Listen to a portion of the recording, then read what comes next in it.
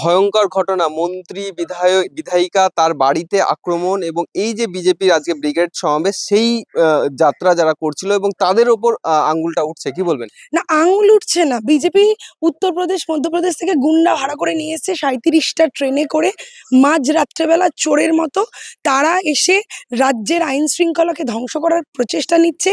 কারণ এই বাংলায় মানুষ শান্তিতে সুষ্ঠুভাবে থাকে, সেটা এই বিজেপি ভালো লাগছে না, তাই তারা পরিবর্তন করছে, এই গুন্ডামির পরিবর্তন আনতে চাইছে, যেটা কোনোভাবে এই বাংলায় হবে না। এবং মাথায় রাখবেন, এটা পরিবর্তনের কোনো ডাক না, প্রত্যাবর্তন হবে বাংলার অগ্নিকন্যার চতুর্থবারের জন্য ওই নবান্নের চেয়ারটায়। সেটা শুধু সময়ের অপেক্ষা। তার জন্য ওরা ভয় পেয়ে মন্ত্রীর বাড়িতে হামলা করছে, এতটা স্পর্ধা ওরা দেখালো। এই স্পর্ধার জবাব বাংলার মানুষ এই 26-এর ভোটে খুব ভালো করে বুঝিয়ে দেবে। কারণ এসআইআর এর লাইনে দাঁড় করে যেভাবে মানুষকে হয়রানি করেছে, লজিক্যাল ডিসক্রিপেন্সি দেখিয়ে মানুষকে যে ধন্দে রেখেছে, যেভাবে নাম কাটার ভয় দেখিয়েছে, থ্রেটনিং দিয়েছে রীতিমতো নির্বাচন কমিশনার, তার বিরুদ্ধে বাংলার মানুষ ভোটের লাইনে দাঁড়িয়ে বিজেপিকে বুঝিয়ে দেবে কত ধানে কত চাল। ওসি থেকে শুরু করে সাধারণ মানুষ সবাই কিন্তু আহত, কিন্তু সবচাইতে বেশি প্রশ্ন যেটা উঠছে, সেন্ট্রাল ফোর্স নামানো হয়েছিল এবং বিজেপির তরফ থেকে বারবার সেন্ট্রাল ফোর্সের উপর একটা বিশ্বাস দেখা যায়, তা সে থাকতো এরকম পরিস্থিতি। না, তারা তো ওদের সাপোর্ট দেবে না, সেন্ট্রাল ফোর্স। এবং সেন্ট্রাল ফোর্স কি করছিল? হাতে চুরি পরে বসেছিল? রাজ্যের একজন মন্ত্রীর গায়ে হাত পড়ে গেল, তারা কি দেখছিল দাঁড়িয়ে দাঁড়িয়ে? না, শুভেন্দুবাবুর ইশারার জন্য বসেছিল। শুনুন, বাংলার মানুষের গায়ে হাত পড়েছে একদম ডিজের তালে তালে। আমরা কিন্তু এবার জয় বাংলা বলবো, সেটা শুধু সময়ের অপেক্ষা। ভোটটা সুষ্ঠুভাবে হোক, রেজাল্টটা আউট হোক, আমরাও ডিজে বাজাবো, আনন্দ করব, জয় বাংলাও বলবো। তাই যারা আজকে ঔদ্ধত্য দেখাচ্ছেন, বাংলার মানুষকে প্রহিত করছেন, গায়ে হাত দিচ্ছেন, আঘাত দিচ্ছেন, বাংলার নারীদের গায়ে সম্মান হাত দিচ্ছেন, তাদের জন্য এটা অশনি সংকেত। এই বাংলার মেয়েরা দুর্গা হয়ে তোমাদের বুকে ত্রিশূল বিঁধবে, সময়ের অপেক্ষা শুধু। তোমরা যা করছো তা মোটেও ভালো নয়, মোটেও এই বাংলা বাঙালির জন্য ভালো নয়। তাই এখনো সময় আছে।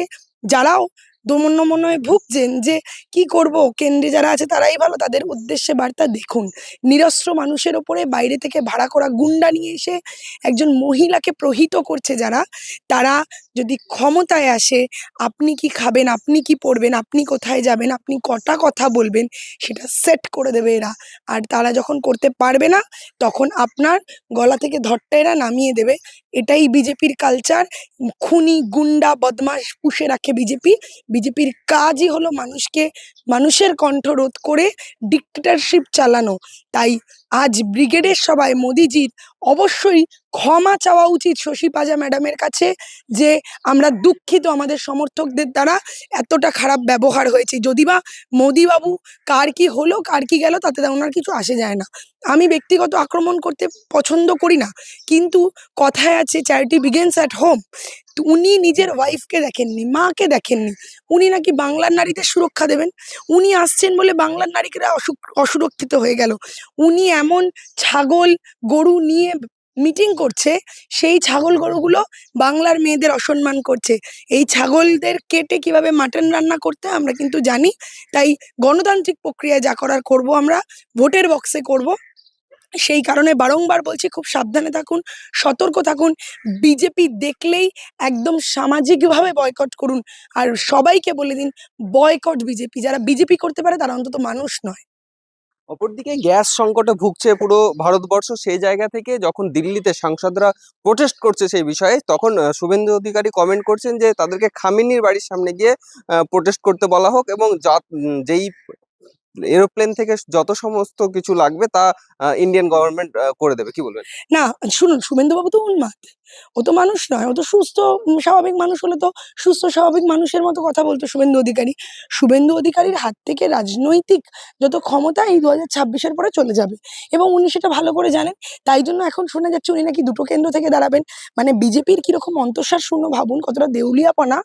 ওদের ওদের একটা বক্স মতো রাখা হচ্ছিল না কি, সিবি ফিবি জমা নিচ্ছিল, কারা দাঁড়াবে কারা দাঁড়াবে না, এরকম বাছাইয়ের জন্য, মানে বিধায়কের পদে ফাঁকা বাক্স। তাই জন্য এক একটা লোককে দুটো পদে দাঁড় করাতে হচ্ছে। যাদের যে দলটা আজকে পরিবর্তন পরিবর্তন করে নাচন-কোদন করছে, তাদের যদি একটা সিটে একটাও এমপি বা একটা প্রার্থীকে না দিয়ে তাদের দুটো করে প্রার্থী দিতে হয়। দুটো আলাদা বিধানসভায় দুটো আলাদা প্রার্থী না দিয়ে দুটো বিধানসভার জন্য একটা প্রার্থী। কতটা প্রার্থী নেই ওদের জন্য, মানুষ ওদের থেকে মুখ সম্পূর্ণভাবে ফিরিয়ে দিয়েছে, এটা তার স্পষ্ট প্রমাণ। তাই শুভেন্দুবাবু টেনশনে রয়েছেন, মানসিক বিকারের ওনার অনেক দিন ধরেই ছিল, এখন সেটা চাগার দিয়েছে আরো বেশি করে। সেই কারণে শুভেন্দুবাবুকে প্রসঙ্গের বাইরে রাখাই ভালো। উনি গুড ফর নাথিং, না বাংলার জন্য না দিল্লির জন্য। উনি একটা আল্টিমেট রাজনৈতিক জোকার। ওনাকে দেখে আমরা এন্টারটেইন হই।